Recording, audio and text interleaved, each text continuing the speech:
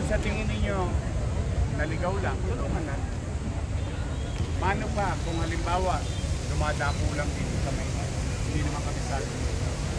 So ang main purpose and objective natin pare-pareho, tulungan ang tao. Eto, good news!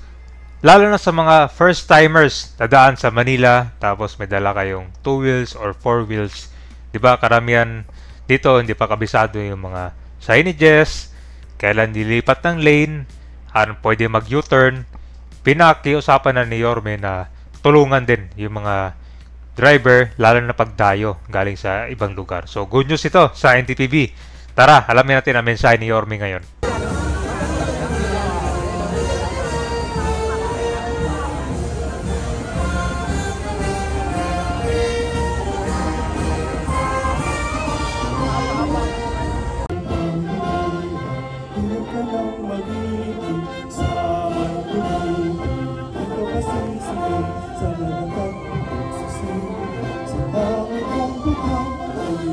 Sa MTPB.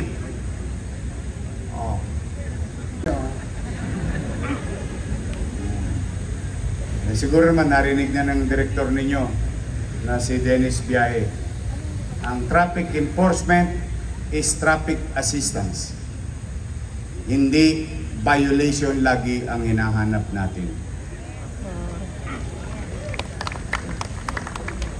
Anyway, may huli o wala, may sweldo.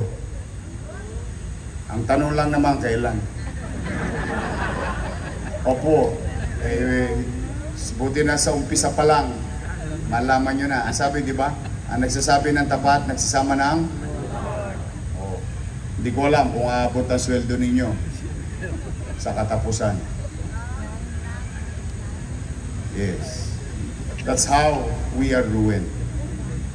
But don't worry, katulad ng sinabi ko kay Jazz, sabi ko, Jazz, basta tayo empleyado muna bago kontraktor. She knows it naman from the beginning. And the good thing about Jazz, pro-employee rin si Jazz. So, lahat ng bimpo, pipigayin ko, makasweldo lang tayo sa katapusan. Para na tayo ngayon,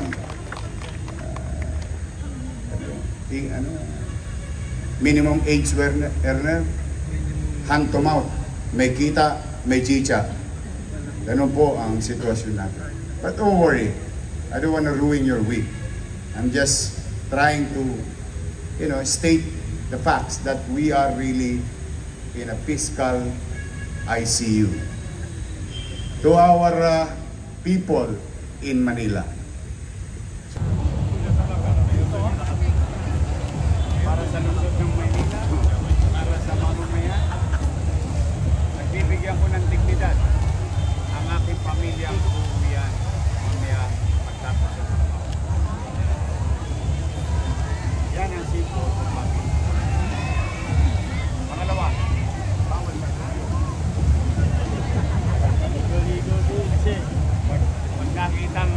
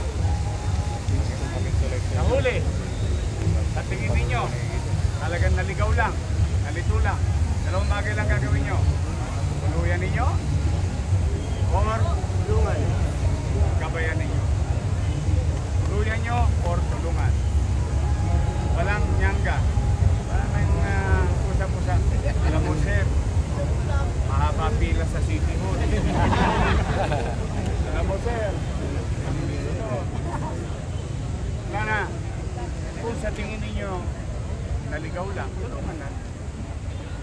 Mano pa kung halimbawa, dumadako lang dito kami, hindi naman kami sa atin.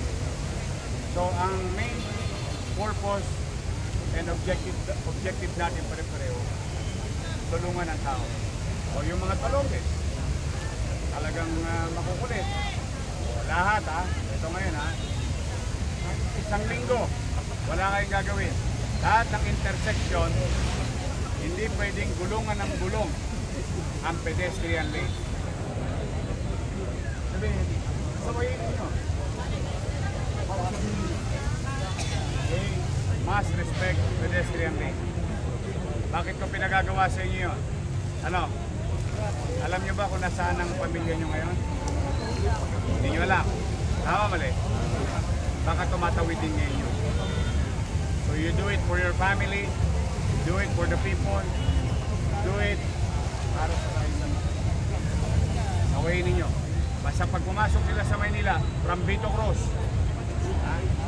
Arpapa, Arten, Juan Luna, Maceda, sa Cementerio, Espanya, Boulevard, Calentong,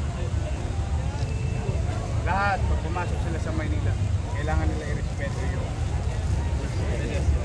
Okay? I'll see you soon. Huwag kayong kabahan na wala kayong susweldoin.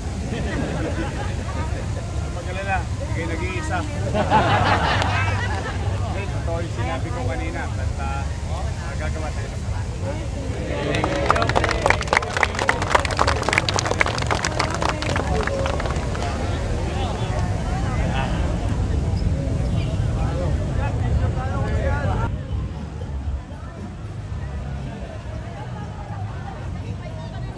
Magandang umaga. So, first day ng flag ceremony, flag ceremony ni Yorme ngayon, no? Grabe. At sa ibang tao.